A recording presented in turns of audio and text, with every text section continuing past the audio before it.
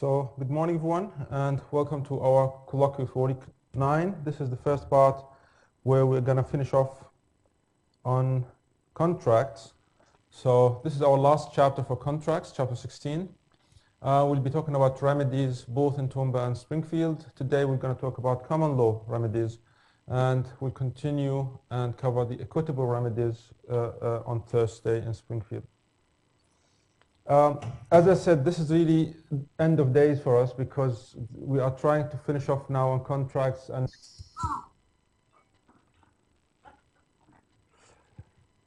sorry about that. Let's see if we can get it. So someone joined online, welcome. All right, so again we are finishing off now on our colloquy, curriculum, and next week we'll finish off with our chapter 19, which will have agency theory, both here and in Springfield. And I just want to keep reminding you back again to the very beginning of what we talked about in relation to how you're going to approach your Part B exam questions. So just remember that you need to follow ILAC. And that's going to be made very clear to the markers. They are going to go in and look for an ILAC structure. So they want to see an issue, law, application, conclusion. You can if you want to write, prose, write an essay, but you bear the risk of, failing on that part. Because that part is worth 35 marks. And we said as a preparation, in order for you to plan what you want to do, you can use the Wentworth-Miller method, which starts by identifying the parties, identifying their objectives, what they actually want. Then you need to identify the legal premises. So things like, for example, crimes or torts or contracts or agency theory or the ACL. Then you need to identify the elements of each premise. For example, for crimes, we said we have two elements. We had the guilty act and the guilty mind, or the actus reus and the mens rea, or the faulty mind. In contracts, we said we have 7 elements so far. 3 elements when we talked about existence of contracts in terms of agreement, intention to create a legally binding relationship, and consideration. And then we moved on to talk about validity, where we had another 4 elements in terms of capacity to contract, genuine consent, illegality or legality, and form. But that's not the end of it, as we said. In your notes, you'll have more than just those. So you'll talk about things like the content of the contract, whether something that's, for example, a promise for a certain speed of a certain boat is part of the contract, or it's just a representation outside the contract. So the analysis whether it's a representation or a term. Things like, for example, restraint of trade, although that comes under illegality, but also things like exclusion clauses. So these things you will have to make sure are in your notes, and you'll go through them in your planning to answer. I don't want to see that if you don't want to show it to me. But some of you will probably put some notes on the left-hand side and leave them for the marker. Don't cross them out. Leave them there to show that this is what I've done before I started writing. When you start writing, as I said, you need to do ILAC. So I will make sure that at least one of the questions for the tutorial today will take you through that structure. You need to make sure that you are going to go through that structure if you want to get good marks for the exam. Yes? So issues, I guess that's identifying what the legal issues are. When it says laws, is that saying what law this relates to, like contract law, civil law, and stuff like that, and then what's application exactly?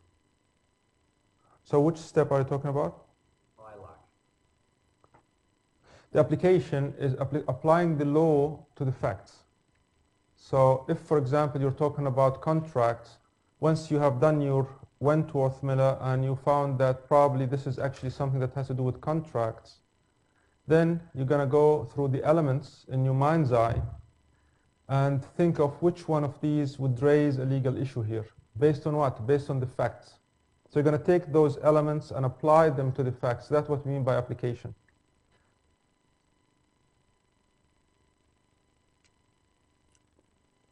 So hopefully after the break, at least 1 or 2 weeks, 1 or 2 sessions, maybe twice here, or we'll see. We'll go through this in depth. So we'll take just one question and we'll spend like an hour just answering that question using ILAC. So again, the first thing you want to do in terms of thinking or planning is to identify the parties and their objectives, then move on to identifying their premises, so what course of action they might actually pursue, based of course on probability of success. And then you're going to talk about, based on the facts, identify the issues. So the facts, when you superimpose the facts on the elements, you know the elements, right? The elements are in your notes, but you don't know the issues, and you will know the issues only when you read the question. Okay? We'll come back to that one more time. Now today, we're going to flesh out a bit more this idea of objectives. Previously, we used to just say, what do the people want? What does this party want? And we said, oh, they want money. Okay, they want compensation. Today, we're going to talk a bit more about the actual legal terms for what they are seeking out of a court action. Okay. So we're going to talk about remedies. We'll define remedies in just a minute. But what are the remedies for breach of contract? So if you have a contract with someone and they breach one of the terms of the contract, so they don't deliver on time, or they don't deliver the quantity or the quality that was specified, and so on and so forth, then that's grounds for you to go to court and say there was a breach of contract. Okay? What do you want? What's your objective? Under common law, you can get one of 3 things. We've already discussed damages. So damages with an S means monetary compensation. But you can also get things like rescission from rescind. So basically you want to cancel the contract. Or restitution. And restitution is another term for compensation. I'm going to look at how you can get either of those 2.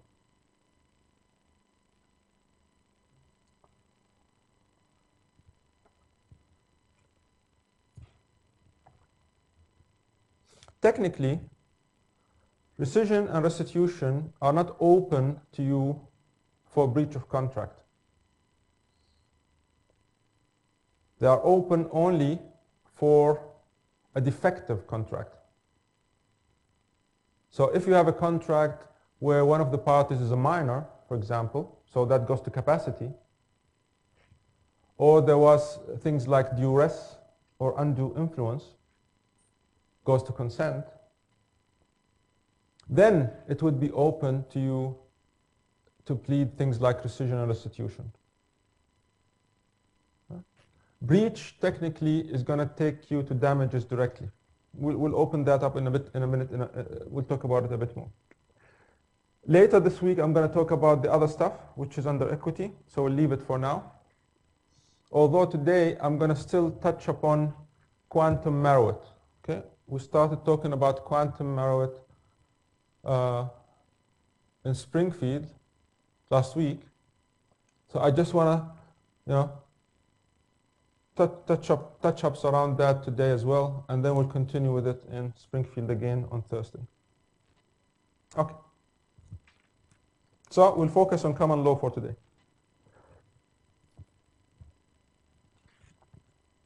So again, under the Wentworth-Miller, this is basically your objective. What is their objective? What's the party's objective? This is the objective. What do they want? So we have to start by identifying what we mean by a remedy. Okay? Just for clarity, when that comes in exam, for example, I don't expect you to go and define remedy for me. So in the exam, part B of the exam, the problem-solving question, you are simply doing the ILAC. You are not sitting and writing about theory. It's not an essay. So again, here we'll still define it. So it's a method basically by which you, the injured party or the injured party, okay, can either enforce their rights or correct their losses. So basically get compensation. Now, there are two types of contracts we have to differentiate. So one is consumer law. So this is what we call B2C. So this is from a business, a company, and a consumer. So it's a contract between a company and a consumer. So this attracts today what we call the ACL, the Australian Consumer Law. Okay? And under the ACL, you'll find certain guarantees which really mirror what we have on the other side when you have a B2B contract or a non-consumer law contract. So this is between businesses. Okay? The contract is between two businesses. If it's a consumer law, then there could either be a minor failure in the contract. So one of the terms has been breached, but the term itself is minor. That would attract things like the guarantees under the ACL, repair, replacement, or refund. Okay?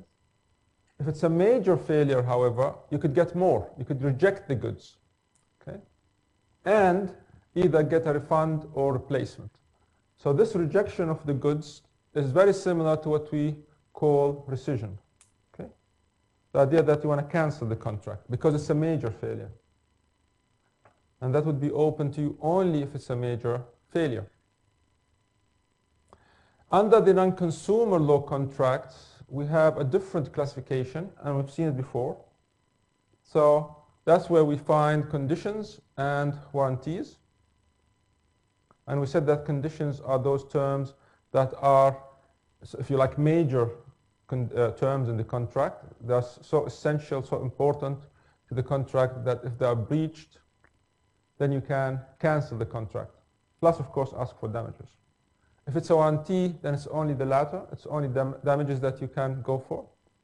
And then there's that thing called indeterminate or intermediate. Indeterminate term.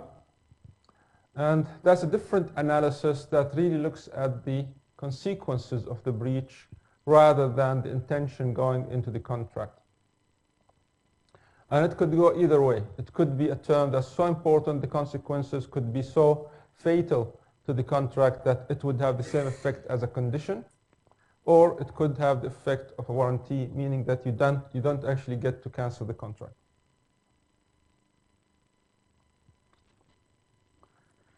Now, this is the full suite of remedies we're going to talk about. But as you see, most of it comes from equity, so I'm not going to really talk about it much today. But we're going to just cover the first of these, which are rescission and restitution. But as I said, we will have still to talk a bit about quantum merit. But it's really these two, rescission and restitution, I want to focus on today. So most important thing for you to remember is that under common law, the classical or the quintessential or the most important remedy is damages.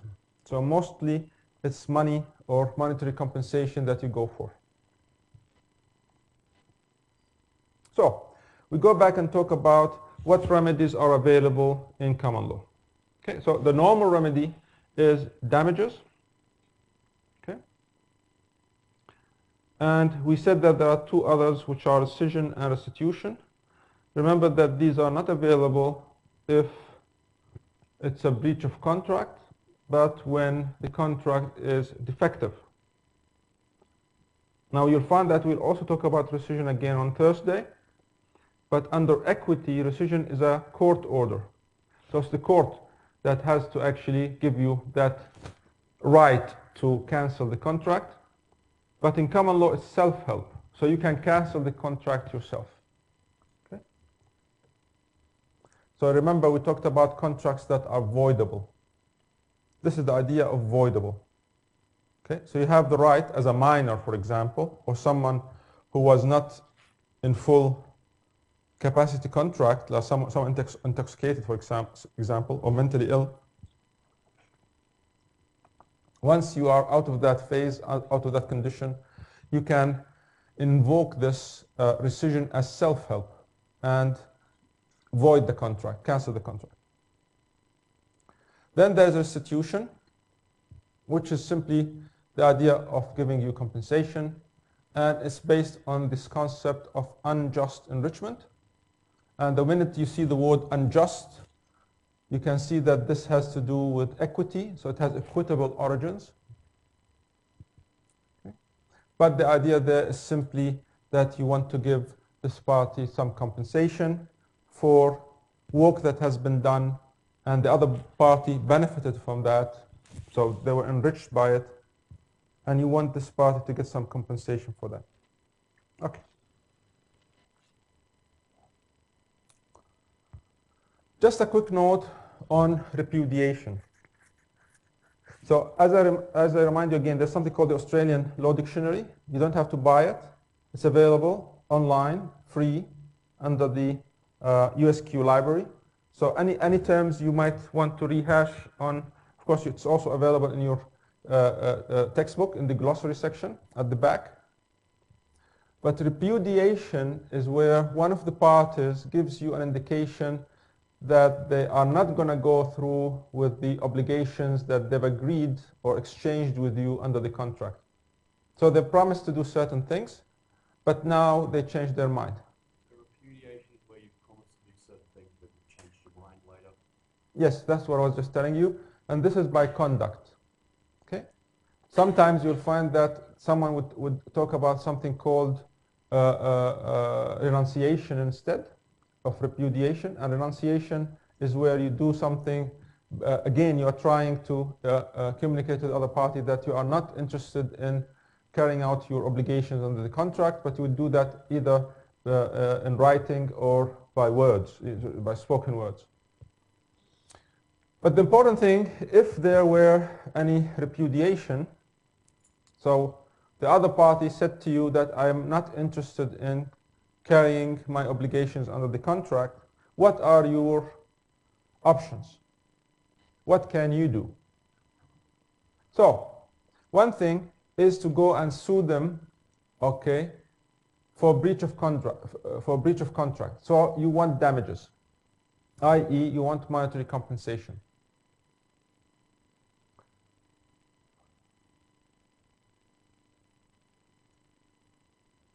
We'll talk more about damages because there are different types of damages, so it depends on what happened to you, what kind of loss you've suffered, for example. On the other hand, you could sue on this idea of quantum merit, okay? And this would be for the work you have done already. Okay? Which one of these you want to pursue depends, of course, on how much work you have done, and which one is going to give you the larger sum. Which one is going to give you the largest sum? So there's this case called Sopov on page 433. If we can cover it today, we'll do so. But the idea is that you have to think, basically, strategize which one of these is going to give you the larger sum. Yes?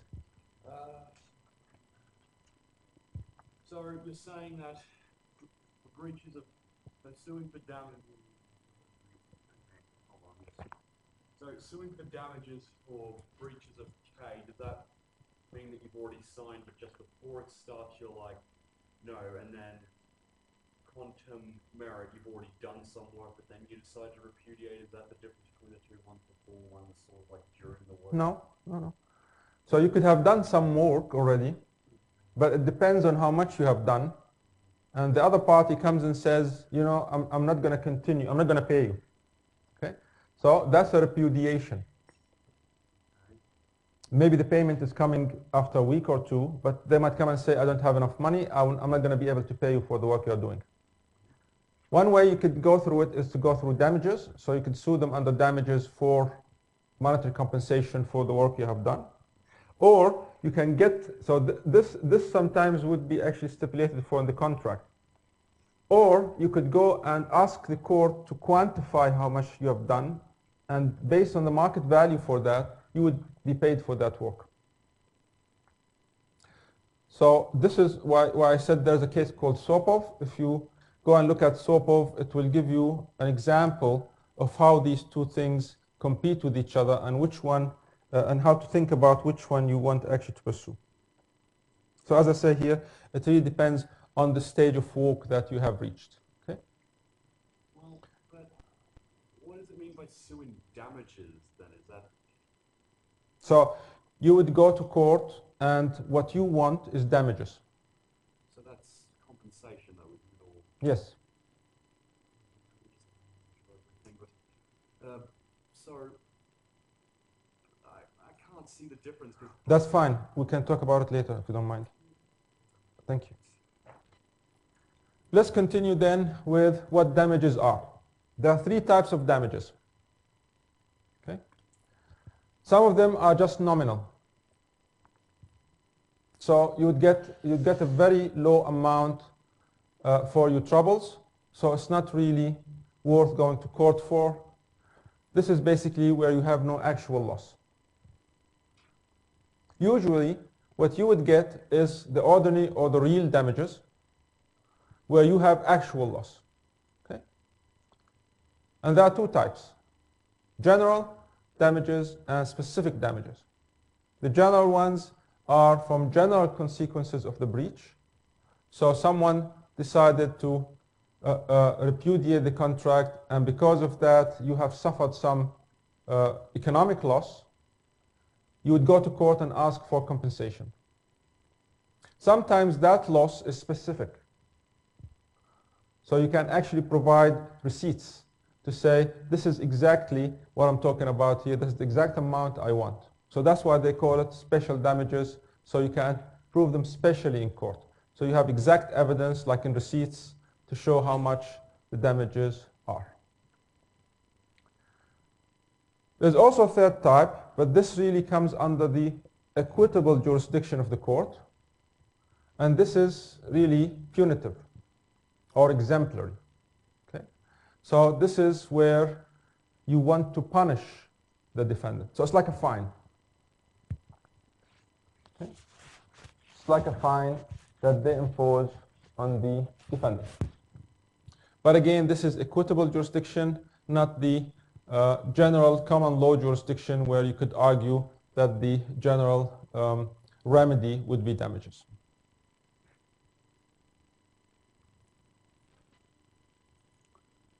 So just to rehash again, we have three types of damages. We have nominal, we have ordinary, and we have exemplary. Okay. Now look at the principles at the bottom there that says the principles on which damages are based. Because we're talking only in abstract here. The problem, of course, is if you go to court, well, how are you going to quantify what you want? So the first thing, so this will remind you of causation and stuff we've done in torts. The first thing, whether there was a breach, i.e. a breach of contract.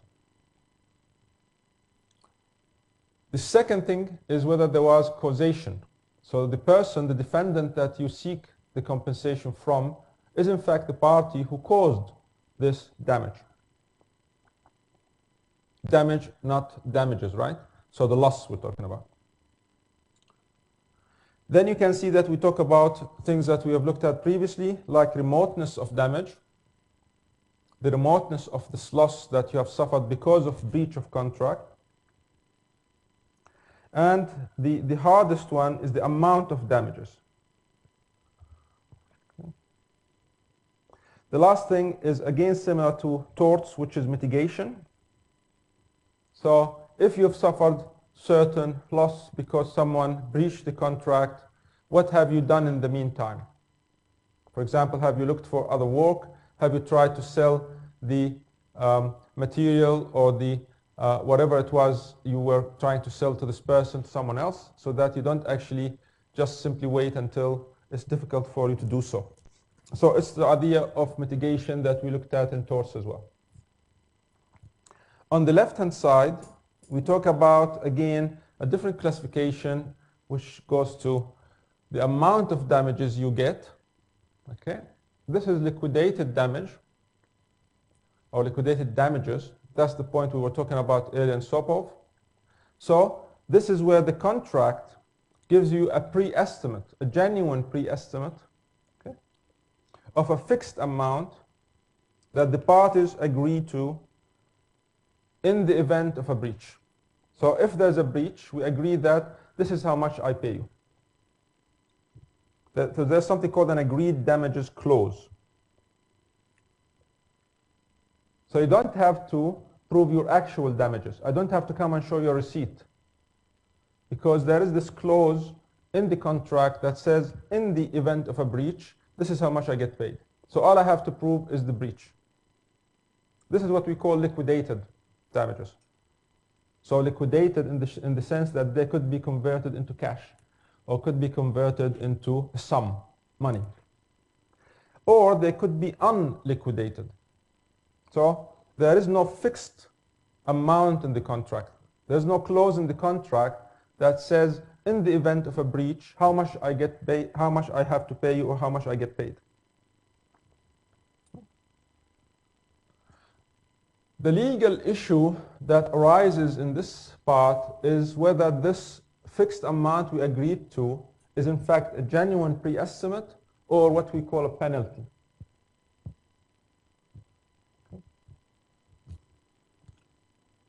If it's a penalty, it would be unenforceable. So the clause in the contract wouldn't be enforceable. So if I take you to court and say, I want to be paid damages based on that clause, your counter premise would be, it's not a genuine estimate. This is a penalty. Okay. So how would you be able to know whether it's a genuine estimate or a penalty? It's really, again, the idea of reasonableness. So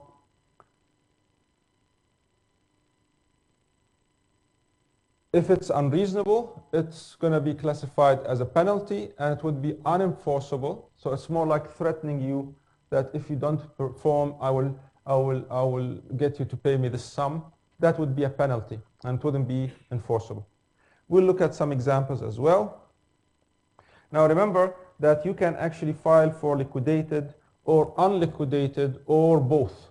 So you could argue that what your objective, you could be either, I want this liquidated damage, but in the event the court finds that this is a penalty, I can still go and argue for unliquidated damages. Okay?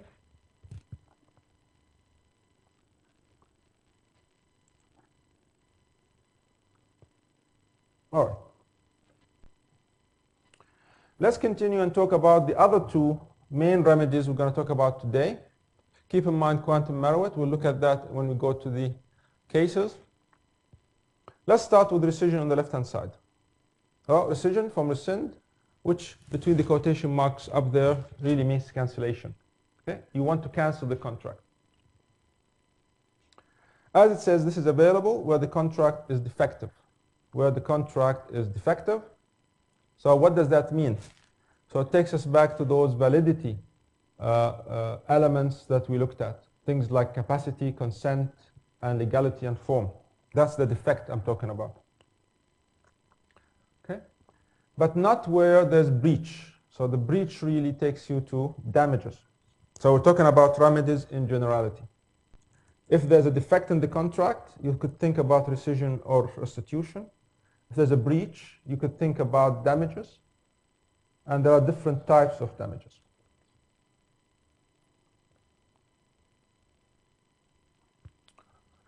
Now, common law is strict. So you find here that says restitution in its entirety must be possible at common law.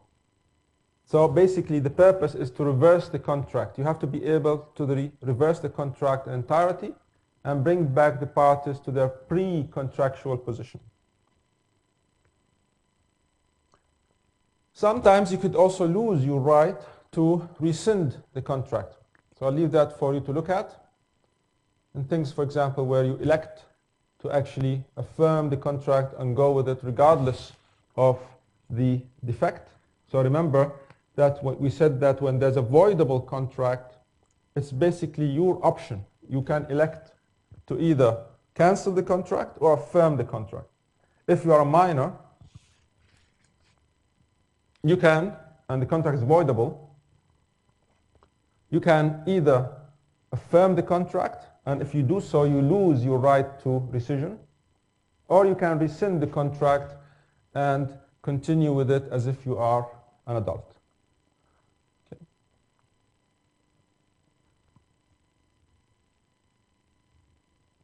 Actually, I should say, you can affirm the contract and continue with it when you become an adult. Is that like sort of saying you agreed to join the army when you turned 18 or something? Yeah, something to that effect. So even though you were a minor at the time, people like, say you were 15, you're like, yeah, I agreed to join when I'm 18. So 3 years later, the contract comes effective, but for the 3 years, you're still a minor, it's not effective. Yep. The next remedy is called restitution. And you can think of it, again, between quotation marks as compensation. So it's just like damages, restitution. Now, note that we refer to this as a quasi-contract, okay? Because this is a contract, this is an agreement that's imposed by the law. Why we call it quasi-contract? Because there is no agreement, really. So the first element of the existence of a contract is a bit fuzzy. Here the agreement is not because you agreed to it, but because the law is going to enforce it on you. So the courts are going to force this on you. This contract is going to be forced on you by the courts. Again, it's not a remedy for breach of contract. What is the main remedy for breach of contract? Damages. Okay. This is what we called the concept of unjust enrichment. So if there were any unjust enrichment, the court might be able to impose a restitution as a remedy on the party who received that enrichment. Okay? So it's available when this contract is void. Okay? And again, because this is common law, it has to be strict restoration of pre-contractual positions is possible. When we look at it under equity, because we're going to look at these again under equity, you'll find that it is more flexible. That's why we have equity. Okay? So it allows you, under the court's discretion, to implement these things, even though strict restoration might not be possible. So what do you need for restitution? So these are the elements, right? So the defendant received a benefit and an enrichment. So I started working for you as a builder, and you wanted me to, I don't know, renovate the dining room, the ceiling, for example, and I started my work, okay? And maybe I almost finished that work, okay? But for whatever reason later on, I didn't get paid. So that's what I mean here by this benefit.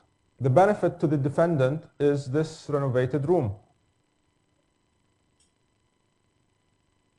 The benefit has to be at P's expense. So the builder is the one who spent the time, effort, and money to give you this benefit. It would be unjust, so again, it's equitable, to allow the defendant to retain the benefit, and finally, the defendant has no defenses and available for them to rely on. Okay? We'll look at some examples, we'll flesh this out. And remember that sometimes there could be possibility of getting back all the money that you have paid on certain things. Yes, last week on Thursday we talked about the doctrine of frustration in Springfield, and the idea of when you would be able to get a deposit back. Okay, so you go into a contract, for example, with someone who's in South Korea, yeah, and for whatever reason, you know, the war breaks out and they are not able to perform the contract, so the contract is frustrated. The question is, if you have paid any deposit under this contract, can you get it back?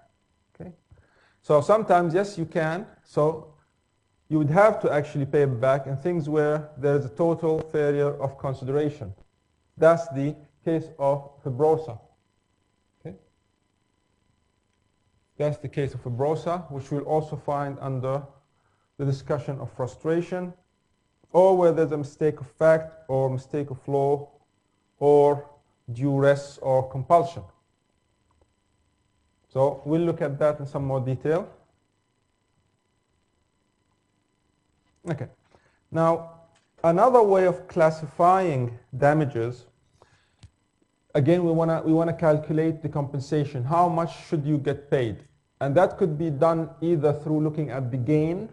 So that's what we call restitutionary damages, because from restitution, and restitution is about benefit or enrichment. So it's about gain. Or you can calculate that under compensation. So it could be compensatory damages, i.e. for loss. Okay? And these are alternatives, and we can look at Baltic shipping on page 424. That will give us an idea of how these two things compare. Okay, that's all I wanted to say in terms of theory, and let's go and look at some of the applications. So let's start on page 416, and we'll look at ethnic earth. Okay. This is from 2006. So it says Coin had a website services business, a website. After getting into financial difficulty, okay, receivers and managers were appointed, and following negotiations with Ethnic Earth, this is from Brisbane, Ethnic Earth agreed to purchase this business. Okay. The parties agreeing that South Australian law was to be the governing law of the contract. This is a huge area of research, what we call conflict of laws, okay, or private international law sometimes, private international law. The idea is which law is going to govern. They agreed that one of them is from Brisbane, one of them is from Queensland, one of them is from South Australia. They decided South Australian law is going to be the governing law. Here's the important thing. Ethnic Earth paid a deposit. Okay. Paid a deposit, 100,000, and they obtained the right to possession of the assets of Coin, and the right to approach the contracting parties in the sale contract who had been doing business with Coin. At the time when the first payment was made, okay, there was a valid and binding contract. So no problems. A further 50,000 was paid by Ethnic Earth in consideration of a first variation. Variation of what? So they want to vary the existing contract. So they decided they needed to vary the contract, and in consideration for this variation, Ethnic Earth paid an extra 50,000. Then there was a second variation. Okay. So they varied the original contract twice. So far so good. Now a dispute arose between the parties over the sale of this website business. Okay. And in the Supreme Court, the judge held that the payment of the purchase price was by installments. So the judge thought that this was being paid by installments, so the contract was void. Why would it be void? Because under a law called Australian, you remember the governing or the contract binding the agreement was the South Australian law, and one of those was the Land and Business Sale and Conveyancing Act of 1994. Okay. So the bottom line, there was a contract, and then when they had the dispute, they went to court, and the court said, actually, this is a void contract.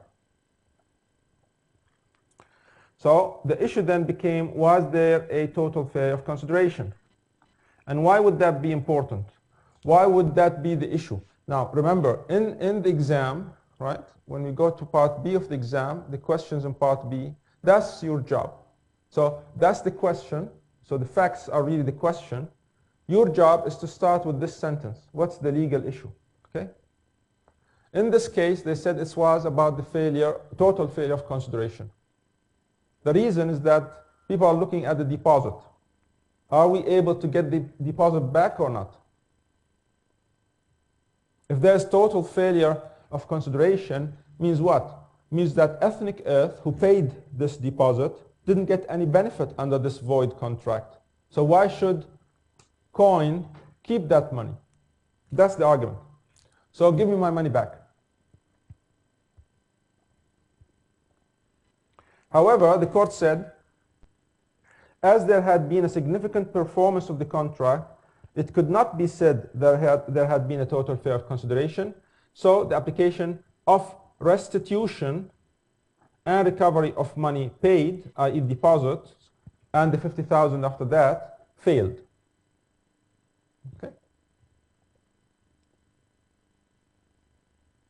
If you go back and look at Fibrosa, for example, or the cases under frustration in chapter 15, you can see the distinction there between what would be considered a total failure of consideration and this case.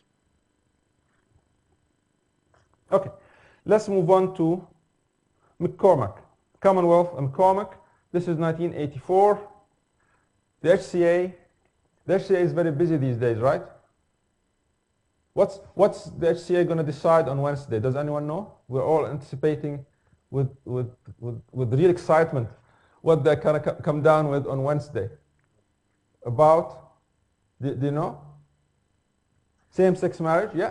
So they're going to tell us whether it would be constitutional, at least it's legal, for us to go with this same-sex marriage or not, simply because from where they got the funds, the 122 million for this postal plebiscite or survey, whatever we're calling it. So they're very busy at the moment. Yeah. So we'll see what the HCA is going to say. Depending on what they say, we'll see how it goes. So it's not actually determined that it's going to be a vote yet. That's never mind. It's not important. So in this case, the High Court was looking at an arbitrator, okay, who ordered the Commonwealth government to pay an appellant lessee, who's McCormack. They asked them to pay him $215,000 for improvements made to the land before it was resumed by the Commonwealth. Resumed by the Commonwealth means that the Commonwealth took over the land again. So this person was a lessee, and the lessee, while they were leasing, they improved on the land. And then the lease expires, and it goes back to the landlord, basically the Commonwealth. Okay, it goes back to the Commonwealth, and now he wants to get paid this $215,000 for those improvements. So that has been ordered. An arbitrator said pay him.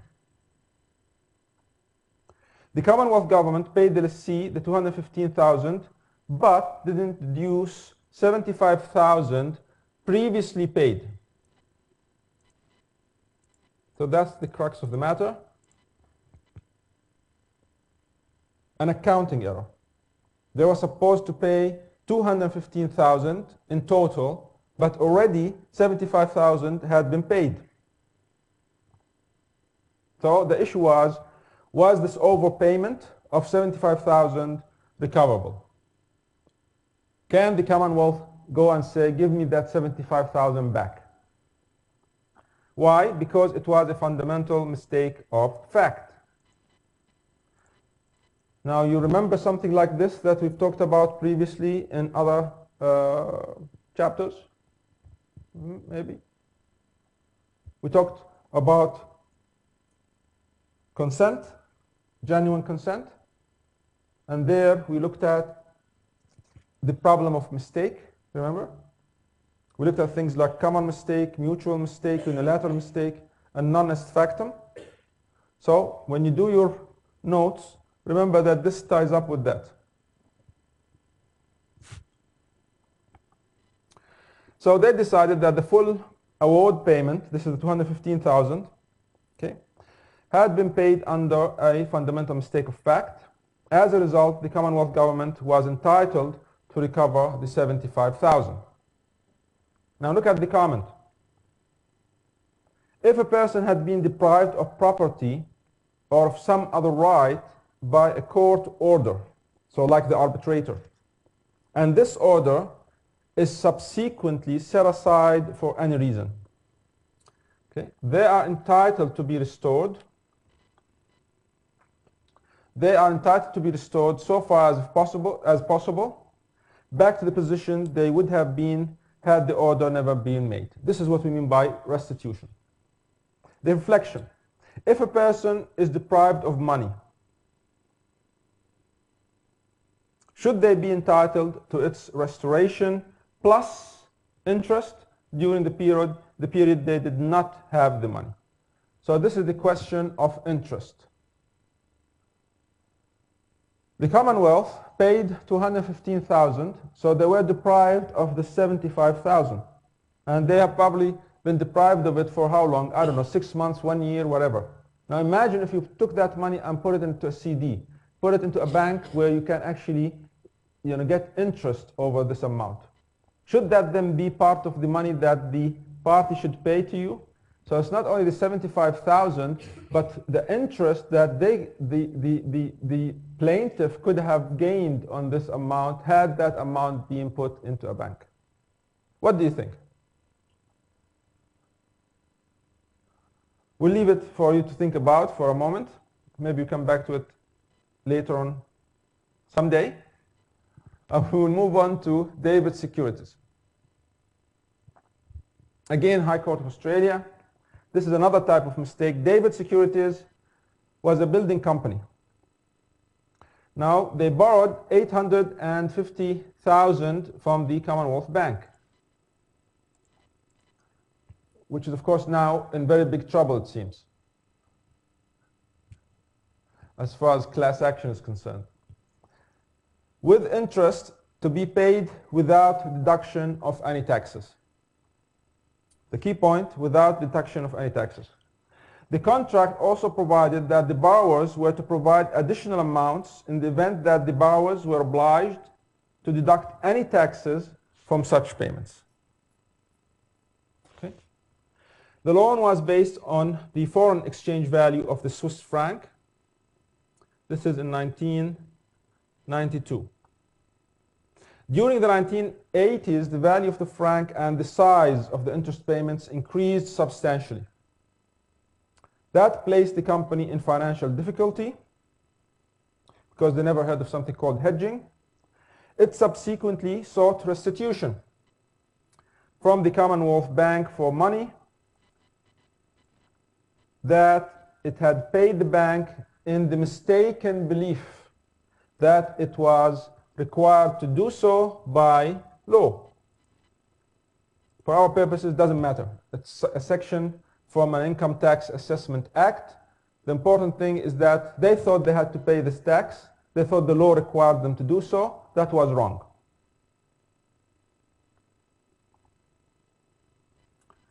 So the question was, or the legal issue, since this was a mistake in law, not a mistake of fact, a mistake in law, because the mistake was about the effect of a certain section in a certain act. Was restitution still available? Can you still get compensation? What is the compensation? Give me the money I paid you for that tax. So they said there should be no distinction between recovery as a result of mistake of fact and mistake of law, where it could be shown that one party was becoming unjustly enriched at the expense of the mistaken party. Remember, restitution, the rationale for restitution is based on this concept of unjust enrichment. So the court is saying it doesn't matter whether that unjust enrichment came from a mistake of fact or, in this case, a mistake of law.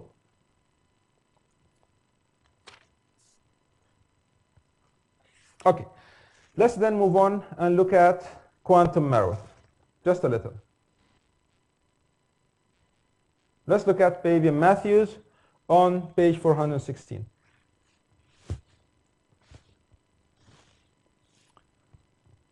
Okay, this is the builder case.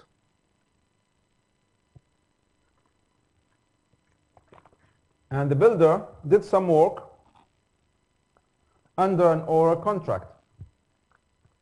I mean, an exam question could be something like an oral contract for mowing a lawn. No? That could work as well. But this is about an oral contract where a builder agreed to do some work under the builder's licensing legislation. Okay, the builder was required.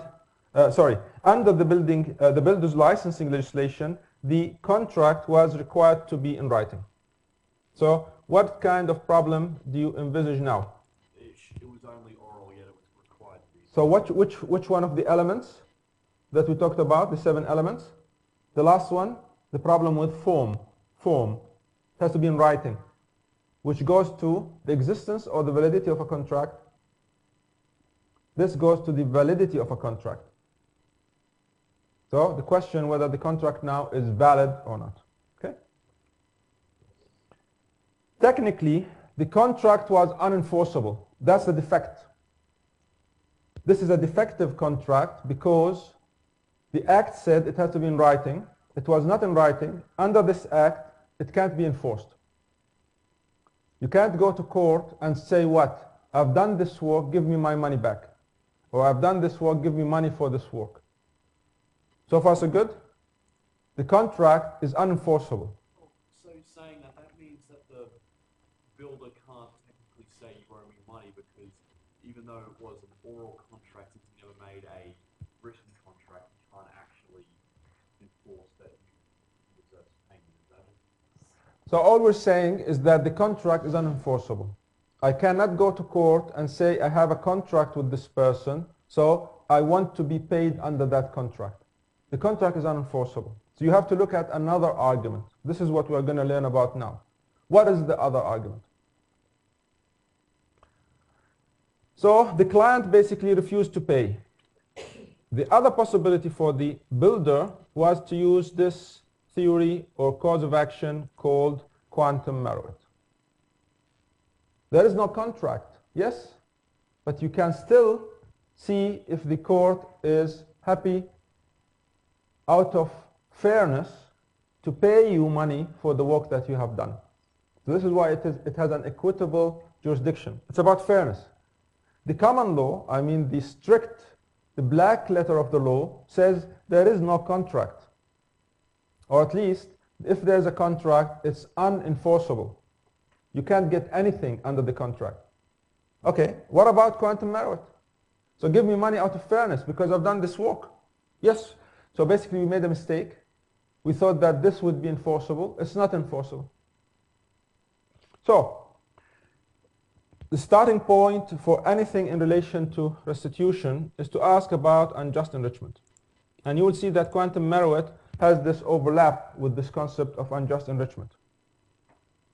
So it says, was this a case of unjust enrichment where to allow the defendants, so the person who got the benefit from the builder's work, to escape payment, as they did, so they refused to pay the builder, because this contract was not in writing. So they decided that quantum meruit was based on restitution or unjust enrichment because of the client's acceptance of the benefits from the builder's performance of this unenforceable contract. So to allow the client or the defendant to escape payment was not would be to confer unjust enrichment upon them. Which means what? They have to pay up.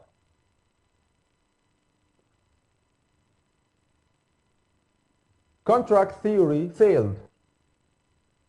There is no contract. Or if there's a contract, it's unenforceable. Still, you can get money from the court under quantum meruit. Okay? All right, let's leave that then and move on to the next one on page 417, which is Kane Constructions. This is the Sopov case I talked about in terms of having to go through that calculus of whether you want to pursue damages or you want to pursue quantum meruit.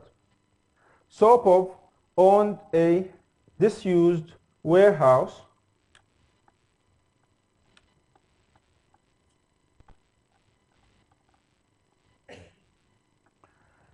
in inner city Melbourne, and planned to develop it into a residential and commercial development. Okay. There was a tender, and Kane won on this tender, and they were engaged for construction. A year after, beyond the targeted completion date, the builder, Kane, suspended work when the owner, Sopov, failed to meet its progress claims. Because you know, or you will, or maybe, there's something called project management, and they create the project through milestones, and you have to pay at every milestone. The key point, Sopov was unable to pay. So what do you do as Kane? Kane terminated the contract because it was a repudiation by the owner. So what are we saying here? You remember what we said by repudiation? So the owner, Sopov, is supposed to pay at every milestone. Okay? Progress payments. So 25% completion, 50% completion, whatever. But they failed to do so, and that's a form of conduct. That conduct gave Kane the impression that there was repudiation, i.e. Sopov, or the owner, is not interested in completing this contract. They are not interested in fulfilling their obligations, namely payments. What options do you have? So they turned around and said, that repudiation means I can terminate the contract. So they brought the contract to an end, meaning what? They don't have to do any more work. The issue was, are they entitled to payment to be paid for the work done? So let's say they have done 25% of the work. Then this happened. They stopped. Okay, what about the work that has already been done? Should they be paid for that or not? The court said they could recover, and the recovery was based on quantum merit. Okay? But this is the point I want you to contemplate. It says when an innocent party to a contract is faced with a repudiation, they have a choice of either suing for damages for breach of contract, or the other option, suing on the quantum merit. Okay? So if this contract has something like a liquidated damages clause, then you would be able to go and try to rely on that clause. Or in the alternative, you could ask the court to look at the amount of work that has been done already and how much you should be paid for it based on a market value. Where they choose the latter, it says in the comment, it says if you are the plaintiff, in this case the builder, i.e. Kane, if you choose the latter, you are obliged to prove the value of the work. How are you going to get the quantum merit? Quantum is from the quantity, the amount. That the work was completed with proper skill. So these basically are the elements you have to go through for a quantum merit. And that it was completed within a reasonable time.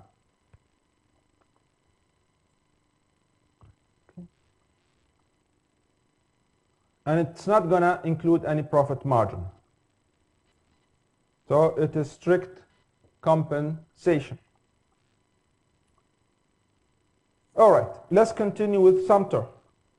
Sumter and Hedges from 1898.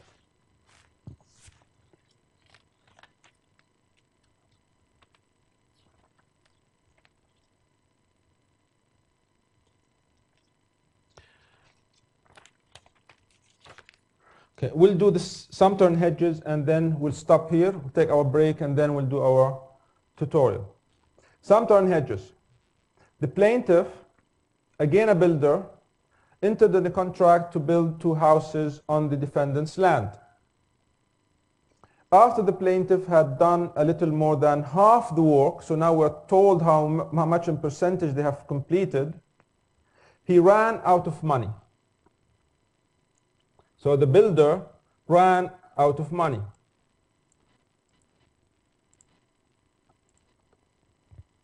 So the builder told the owner he could not complete the job. The builder is saying to the owner, I cannot complete the job. What does that mean? It means that they have repudiated the contract. Actually, they renunciated the contract because they told them. He abandoned the half-completed houses. So the builder doesn't have enough money to continue. They just left, but they also left some building material. So you can imagine the land, half-completed houses, and some building material. So the defendant completed the houses themselves. So the defendant decided to use this building material and complete the houses. Well, that could be a problem because the defendant might not be a registered builder after all. Yep. So the legal issue was, could the plaintiff sue to recover payment for what he had done? Who's the plaintiff? The original builder. He's the builder. The builder who walked away from the job. So they finished half of these houses, they left this material, and then the owner had to use the material to finish the houses themselves. But now the builder is thinking about, maybe I can still get some money for the work I've done, for the half houses I've left there. Maybe plus the material that I left, the building material. So here they said the contract was entire, which is not good news for the builder. I haven't really talked much about entire versus divisible, but the idea is that sometimes the contract is written in this idea of project management, where you'd say that the payments are going to proceed as you complete certain percentages of the work, certain milestones. That's what we mean by divisible. If that were the case, probably this builder would have probably paid already twice because they finished 50%. But that's not the case here. There were no payments because the contract was not written to be in that form of milestones. So they said the plaintiff could not recover under the contract. Is that the end? Further, the fact that the plaintiff was unable to complete the job was not the fault of the defendant. The defendant being the owner. And so there was no entitlement to a quantum merit.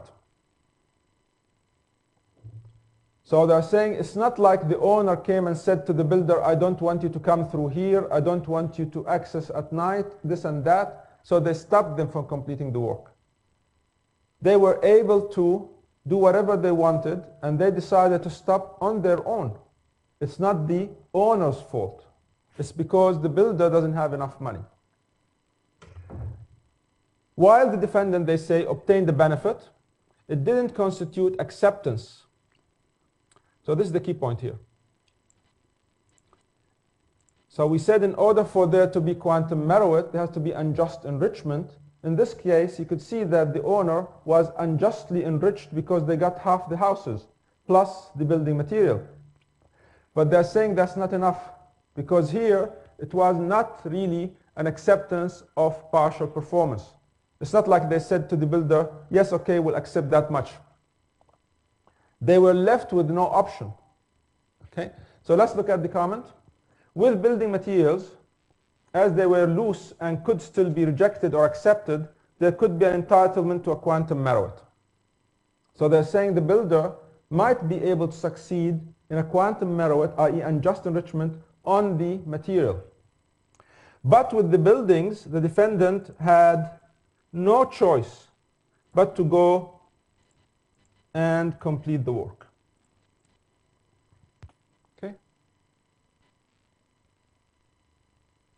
So they're saying, if you leave someone with half-built houses, of course, they will have to go on and complete the work themselves.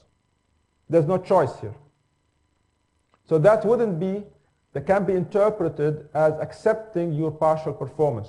So you turn around and say, pay me for it.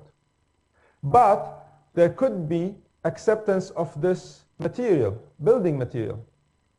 And that would be unjust enrichment that would require compensation in terms of quantum merit. So today at least we know that if you are doing construction later on, construction law, it's normal practice to provide for payment at intervals. So this is what we talk about in terms of project management and the idea that you have to pay at milestones. So this is will not arise. You will always have to pay at certain milestones, so the contract is classified as divisible. All right, I'll leave it there. I wanted to go through some of the damages cases, but I think I'll leave that to you to go through, for you to go through. And when we come back, we will start on our tutorial. So let's go for 10 minutes. Let's come back here at 10:15, please. Thanks.